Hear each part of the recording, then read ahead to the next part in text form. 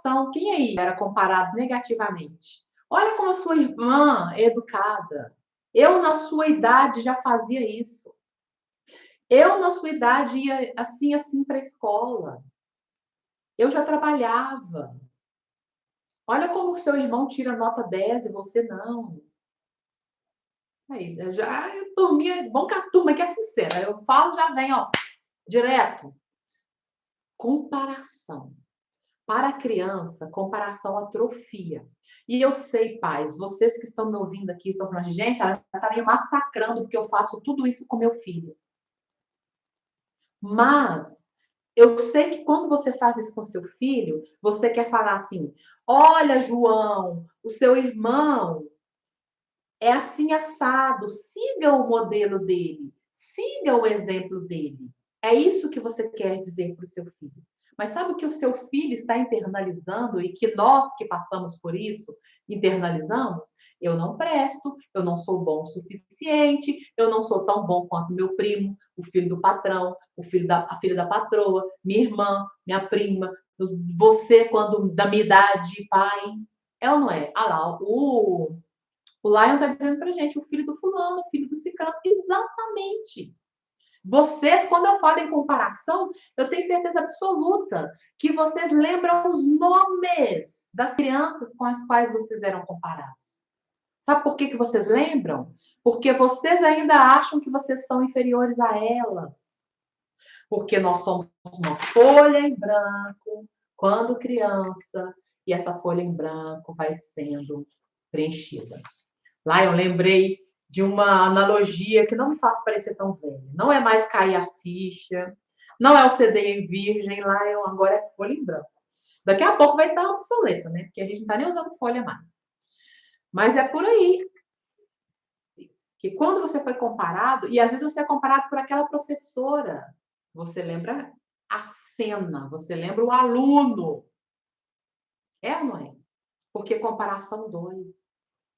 Comparação dói. Se o seu marido chega em casa e fala com você assim: ah, o fulano disse que a esposa dele e ele namoram todos os dias.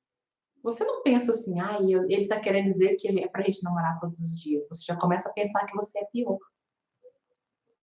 Eu pensaria que é mentira, cá para nós. Mas você fica pensando assim, eu não sou uma boa esposa. Porque comparação não melhora ninguém. A comparação ela só serve para te diminuir. Por quê? Porque foi assim que a gente aprendeu, gente. É dessa maneira. Entende? Vamos para o sexto? Que esse negócio está ficando quente? É ou não é?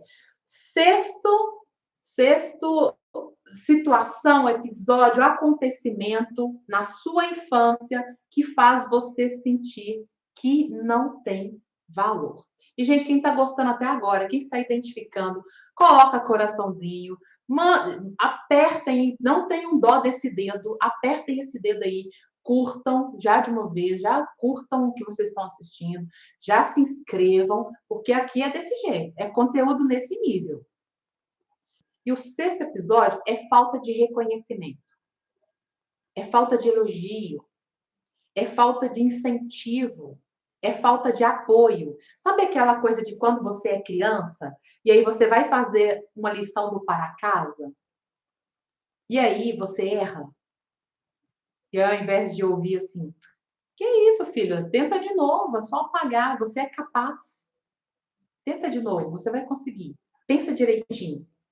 Você ouve assim, aí, já errou, você é uma burra. Não vai dar para nada na vida, não vai prestar para nada, não vai servir para nada, não vai ser ninguém, vai lavar a privada dos outros. Faltou o quê? Apoio. Faltou um incentivo.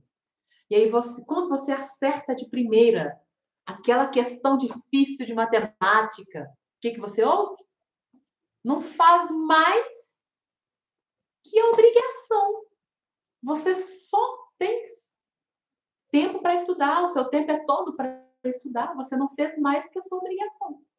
É ou não é? Faltou elogio. Faltou elogio.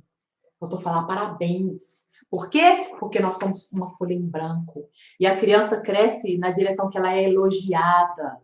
E ela encolhe quando ela é criticada.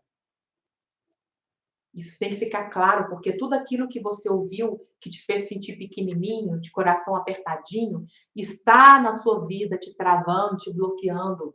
É por isso que eu falo que aqui a gente quebra os bloqueios e destrava o seu potencial. Não estou fazendo mágica, é só uma lógica.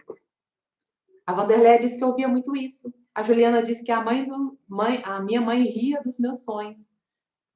Eu tenho um caso desse, Ju, que eu falava que eu queria, né, que eu ia ter empregados, porque eu era filha de empregada durante um tempo da minha vida. Não era neta, na verdade, né? Minha avó me criou, né? Eu era filha. E aí a gente trabalhava numa fazenda, que a gente tinha um casarão muito chique, e aí no casarão a gente só ia para fazer faxina. E aí minha avó, né, sempre muito caprichosa, limpava tudo. E eu achava aquilo o máximo, assim. Aí eu ficava pensando que quando eu fosse adulta, eu queria uma casa daquela, né? Eu queria funcionários como a gente era deles, né, para mim. E aí quando eu comentava isso, a minha avó ficava muito brava e falava para mim, Ju, que eu era metida boa, que eu queria ser melhor que todo mundo, que eu queria colocar a mão onde eu não alcançava. E aí pensa dentro da minha cabecinha de criança. Peraí, ela não quer isso para mim? Eu não tô entendendo, né? Tipo, se eu quiser isso, ela vai ficar chateada comigo. E aí entra um conflito. A criança, ela quer ser amada. Ela quer ser aprovada. Ela quer se sentir aceita. E aí ela abre mão de sonhos. Ela abre mão das próprias vontades. Ela abre mão das próprias ideias. Por quê? Porque eu não posso contrariar o amor da minha mãe. Eu quero o amor da minha mãe. Eu quero o amor do meu pai. Eu quero me sentir amado, eu quero me sentir aceita. E aí, quando você se vê diante de um grande sonho que você pode realizar na vida, e você vai lá e mete o pé na jaca, e se boicota e se sabota, você fica perguntando: meu Deus, eu sabia o que eu tinha que fazer, por que eu não fiz? Porque a sua criança interior, que está no comando da sua vida e que vai continuar no comando da sua vida, porque é o nosso cérebro inconsciente que manda o resto da vida. E fim, 95% é ele.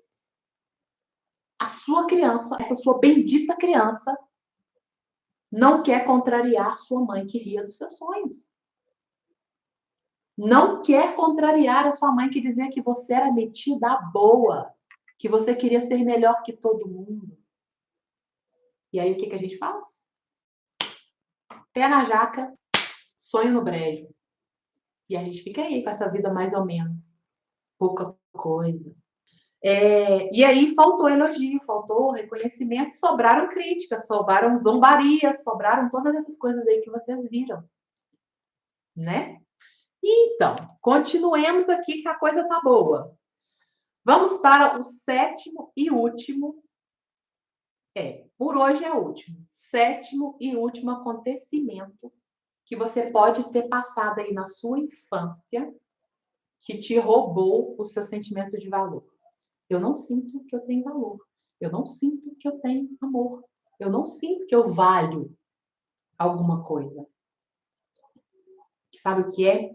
Alienação parental. Eu uso muito pouco os termos técnicos, né, da psicologia, da minha área e tudo mais. Por quê, gente? Porque não conecta com vocês. Se eu ficar aqui falando de complexo, de inferioridade, vocês não vão conectar. Eu uso aqui a minha história, a sua história, a gente se junta e a gente se transforma. Simples assim. Mas aí o que é alienação parental? Só para eu traduzir para vocês. Sabe aquele parente que fala assim: ó, a sua mãe não gosta de você, não. Porque se ela gostasse de você, ela tirava tempo para você. Sua mãe não te dá atenção. Ela chega, vai ficar no celular o tempo inteiro. Ela chega, vai fazer as coisas dela. Final de semana, que é quando ela tinha tempo para ficar com você, ela sai. E aí a criança começa a fazer um raciocínio muito louco e fala assim: realmente, minha mãe não gosta de mim, não. Sempre tem um bendito para te falar isso. Ó, seu pai não gosta de você, não. Porque quando você nasceu, ele queria um menino e você é menina. Então já deu ruim. Se você já nasceu, ó, condenada a eu não te amo. Alienação parental, gente. É um parente bendito, para não falar outro nome, te alienando para dizer que você é pouca coisa. Que você é uma bostinha, vamos dizer minha avó. E aí, a criança acredita em tudo. Por quê? Porque a gente é uma folha em branco, onde aquilo que a gente ouve, vê, vivencia na nossa infância até os 7 anos de idade, depois um pouquinho mais, até os 14, na escola, em casa, na vizinhança, na igreja, no bairro, onde você frequentava, mas quase 90% com seus pais, é por isso que eu falo diretamente dos pais, mas também trabalho os outros dentro da cura de paz, porque eu não sou besta, eu não entrego as coisas pela metade. E aí, o que acontece? Você ouviu isso. E você colocou aí como verdade. Meu pai me jogou. Não, peraí, gente, peraí que eu tenho que ler isso direito. Me jogou na vala porque eu era menina. Na vala mesmo, Vanderlei, você tá falando que seu pai te pegou e jogou em algum lugar? É isso que você tá me contando? Porque eu era menina. Eu tenho muito disso com as minhas alunas e com as minhas clientes. Eu nasci menina, mas o meu pai queria menino. E aí a rejeição já começou aí. Meu Deus, que loucura! É verdade, a Vanderleia me disse que o pai dela jogou na vala porque ela era menina. Olha que loucura. Pensa no sentimento de rejeição dela. Pensa no sentimento de abandono que ela guardou, que ela internalizou. E outra coisa, sabe quando que isso começou em você? Não foi quando ele te jogou na vala, não. Foi quando a sua mãe contou para ele que estava grávida. Porque a criança sente. Andressa, mas eu não lembro de nada. Eu sei que você não lembra, minha amora, minha poderosa. Mas você tem memória emocional, você não tem memória episódica.